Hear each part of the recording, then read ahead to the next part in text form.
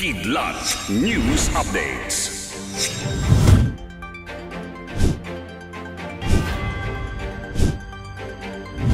Ako si Cesar Soriano, kasama ang buong puwersa ng Kidlat News Channel para ihatid ang mga nangungunang balita sa buong kapuluan ngayon.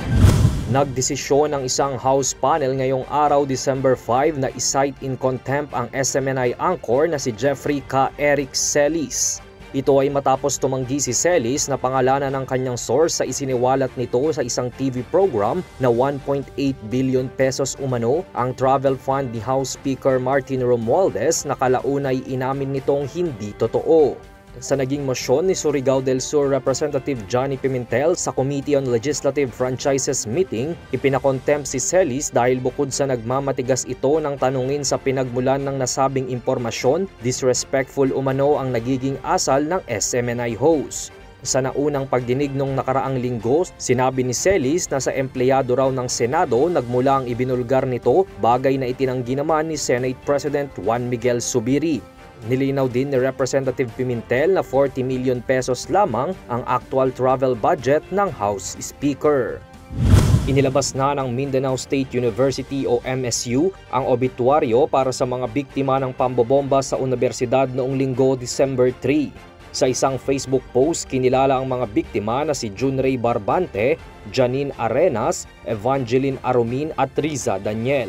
Nagpahayag din ng pakikiramay si MSU System President Attorney Basari Mapupuno sa mga naulilang pamilya kasabay ng hiling na makamit ang hustisya.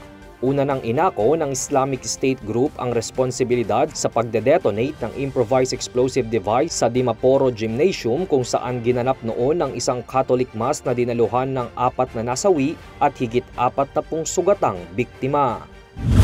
Itinalaga bilang bagong tagapagsalita ng Liberal Party o LP si dating Senator Laila de Lima ayon kay LP President at Albay 1st District Representative Edsel Lagman.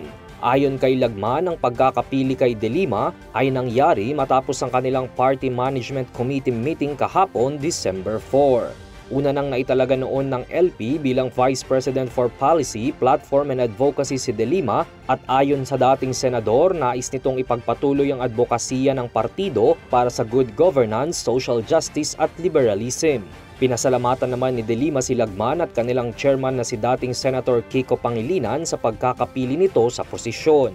Wala namang inihayag si de Lima tungkol sa kanyang future political plans makalipas itong pansamantalang makalaya sa kulungan noong November 13. Para sa Kidlat News Updates, ito si Jai Reyes, nag-uulat. Atin niyo pong natunghayan ang mga headlines sa nakalipas na mga oras. Manatiling nakatutok para sa mga susunod na updates at breaking news.